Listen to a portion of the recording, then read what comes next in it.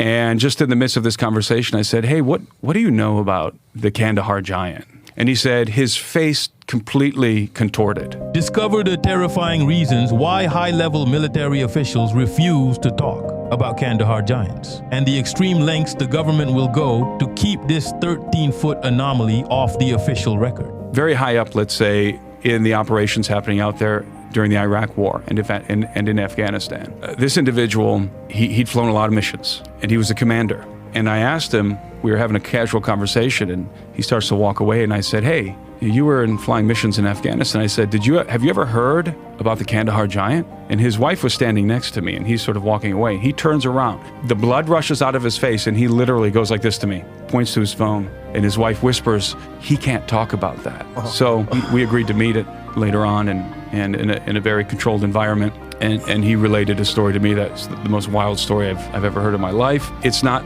the giant of Kandahar, it's the giants of Kandahar.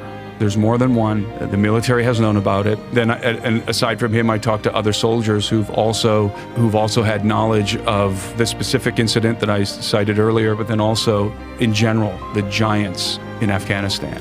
A friend of Lou's, who's now a friend of mine there, and we were talking about the Kandahar giant. I was just telling him the story I told you, and he just couldn't believe it. He thought, this is nuts, this is crazy. And I said, okay, do something for me. Next time you're talking to somebody in government or in the military who you think maybe might know something about this, bring it up, see what happens. So he called me one day and he said, Tim, you're not gonna believe it. I have to be very careful here too.